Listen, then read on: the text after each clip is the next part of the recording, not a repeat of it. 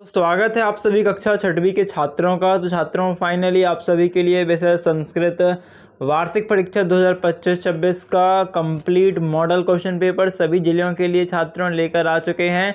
तो वीडियो को बहुत अच्छे से तैयार कर लेना, क्योंकि छात्रों इससे आपको हर जिले में लगभग 90% तक question answer same to same देखने को मिल सकते हैं। तो बहुत अच्छे से तैयारी कीजिएगा। करते हैं वीडियो को स्टार्ट। यहाँ पर से आप देख सकते हो, सबसे पहले क्वेश्चन तैयार करना है। मयूर इति शब्दस्य अर्थः अस्ति। तो मयूर शब्द का अर्थ क्या होता है? मोर। इसके बाद है बालिका इति शब्दे किम लिंगम अस्ति। तो यहाँ पर कौन सा हो जाएगा? स्त्रीलिंगम, राइट आंसर। एकस्य सप्ताहस्य कति दिनानि भवन्ति। तो एक सप्ताह में कितने दिन होते हैं छात्रों? राइट आंसर हो जाएगा सप्त।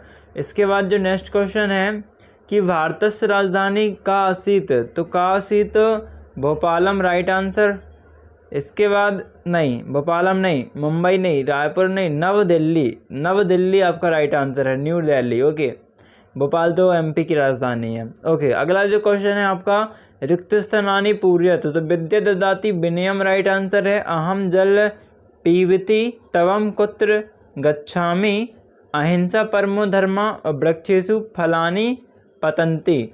इसके बाद अगला क्वेश्चन है अश्वा। तो अश्वा का अर्थ होता है छात्रों घोड़ा। कोकोरा का अर्थ होता है कुत्ता। गधा का अर्थ होता है हाथी।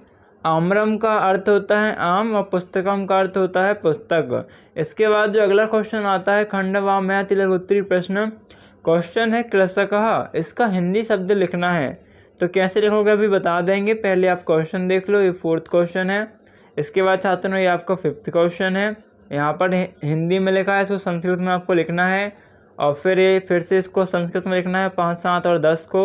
और फिर आपको लिंग का परिवर्तन करना है। बालिका का बहुवचनम, छत्रा का स्त्रीलिंगम, आज का स्त्रीलिंगम, फलम का बहुवचनम।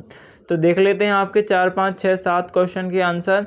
तो यहाँ पर से देखो, आपका फर्स्ट का आंसर, सेकेंड का आंसर, और ये है थर्ड का आंसर। 4th का आंसर कृषका का हिंदी हो जाएगा किसान। चक्षु का आँख, बानरहा का बंदर, और दुग्धम का दूध। इसके बाद जो हिंदी शब्दों का अर्थ लिखना था, लड़का का आपका बालका हो जाएगा।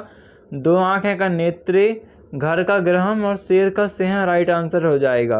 अंकों को संस्कृत में रखना था, तो 5 का देखो ये है आंसर, 7 का सप्त हो जाएगा, 10 का दशा हो जाएगा। ठीक है, लिंग परिवर्तन बालका का बालका, छात्र का छात्रा, अजहा का अजा, और फलम का फलानी हो जाएगा बहुवचन। ओके, अगला क्वेश्चन देख लेते हैं फिर उसका आंसर। तो यहाँ पर से आप देख पाओगे, आपका 8वां क्वेश्चन है पहला, ककस्य वर्णा का भवति। अस्माकं देशस्य नाम किम अस्ति। सरोवरे कानि विकसन्ति। पिक ककायाओ भेद कदा भवति। और तव नाम किम अस्ति। और कति ऋत्वा भवन्ति। तो 8वें का आंसर यहाँ पर से देखते हैं अभी। ये देखो 8वें का फर्स्ट का आंसर, सेकेंड का आंसर अस्माकं देशस्य नाम भारतम अस्ति। थर्ड का आंसर, 8th का 4th, 5th और 6th अच्छे से याद कर लेना। अभी 9th क्वेश्चन देख लें। तो 9th क्वेश्चन है कि अपनी 100 पाठ्य पुस्तकात कंठस्थीकृत श्लोकम याद करना है, को अपी 2। तो आपको कोई भी 2 श्लोक अच्छे से याद कर लेने हैं, जो कि आप लिख पाओ एग्जाम में। फिर बालक अथवा लता शब्दस्य रूपम प्रथम द्वितीय विभक्ति लिखनी है। पठ धातु रूपम एवं लकारम पुरुष वचन लिखना है। फिर इस शब्द को आपका हिंदी में अनुवाद करना है। सपठती को हिंदी में क्या कहेंगे, अहम गच्छामि को हिंदी में क्या कहेंगे, और बाकी शब्दों को क्या कहेंगे। ठीक है, तो इन प्रश्नों के उत्तर देख लेते हैं 9 से 12 तक के। तो यहाँ पर से देखो, आपका 9th क्वेश्चन का आंसर इस प्रकार है। मतलब आप श्लोक ये 2 याद कर सकते हो, या फिर अपने हिसाब से जो भी आपको आसान लगे वो 2 आप याद कर लेना। और 10वें क्वेश्चन का आंसर जो बालिका का प्रथमा रूप है इस प्रकार, दूसरा इस प्रकार, तीसरा इस प्रकार है द्वितीय का। और फिर फट धातु के लिए प्रथम पुरुष, मध्यम पुरुष और उत्तम पुरुष। हिंदी में अनुवाद जो करना था आपका, सापढ़ती का मतलब वह पढ़ता है, गच्छामि का मतलब मैं जाता हूँ, इस प्रकार से आपका रहेगा। ठीक है, फिर संस्कृत में अनुवाद करना है 13वें क्वेश्चन में, जो हिंदी में लिखा संस्कृत में लिखना है। तो इस प्रकार से आप देखो, इसका ट्रांसलेशन रहेगा, ट्रांसलेशन करना आप सीख लेना। क्वेश्चन थोड़ा अलग भी आ सकता है ना। अगला जो क्वेश्चन है आपका छात्रों, वो आपका 10वां, 11वां, 12वां और 13वां तो हमने देख लिया। 14वां है, क्या है कि रोगान वस्तुनेन कारणेन दिन द्वयस्य अवकाशात्रम स्वविद्यालयम प्रधानाध्यापन लिखत। यानी कि अपने प्रधानाध्यापक को 2 दिन की छुट्टी के लिए आवेदन पत्र लिखना है, क्योंकि आप बीमार हो, रोग ग्रसित हो, है ना। रोग ग्रसित मतलब बीमार हो।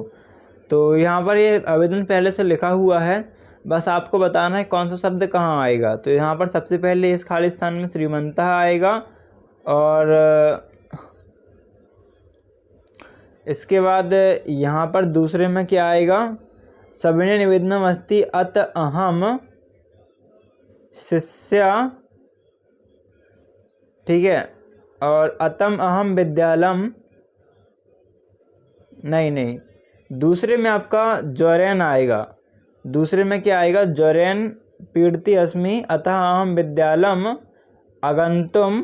तीसरे में आगंतुम न शक्नोमि कृपया महम अवकाशम यच्छन्तु। चौथी में अवकाशम और भवदीय भावकातम शिष्य। पांचवें में शिष्य आएगा, ठीक है। और फिर आपको धेनु का निबंध याद कर लेना है, तो इसका आंसर बता देते हैं। और 16वां क्वेश्चन तैयार करना है। 5 पशु नाम अथवा 5 पक्षी नाम नवानी संस्कृत में लिखे जाएंगे। 5 पशु और 5 या फिर 5 पशुओं या फिर 5 पक्षियों के नाम संस्कृत में आपको लिखने हैं। तो इन दोनों के आंसर देख लेते हैं छात्रों। यहाँ पर से देखो आपका 14 देख लिया था, देखो 15वें का आंसर इस प्रकार है, ठीक है। ये है धेनु निबंध के 5 वाक्य। आप चाहे तो 6-7 भी याद कर सकते हो। धेनु अस्माकं माता से, यानी कि धेनु हमारी माता कहलाती हैं। धेनु चत्वारः पदः भवन्ति, यानी कि धेनु के गाय के 4 पैर होते हैं। सा मधुरम दुग्धम यच्छति, यानी कि वह बहुत मधुर मीठा दूध देती है। धेनु एवं पुक्षम भवति, यानी कि धेनु गाय की एक पूंछ होती है। और वयम धेनु पूज्यम, यानी कि हम गाय की पूजा करते हैं। फिर 5 पशुओं के नाम लिख सकते हो आप, अश्वः, कुकुरः, गजरः, गाजः यानी बनरः, सिंहः। अश्व यानी कि घोड़ा, कुकुर यानी कुत्ता, गधा यानी कि हाथी, बनरः यानी बंदर, सिंह यानी कि शेर। इसी प्रकार पक्षियों में भी लिख सकते हो, मयूर यानी कि मोर, काका यानी कौवा, सुगा यानी कि पता नहीं, कपोत, उल्लू को यानी कि उल्लू, ठीक है। तो छात्रों इस प्रकार से आप याद कर लेना, बहुत ही इंपॉर्टेंट है। मिलते हैं अगली वीडियो पे, जब तक के लिए लाइक शेयर एंड सब्सक्राइब।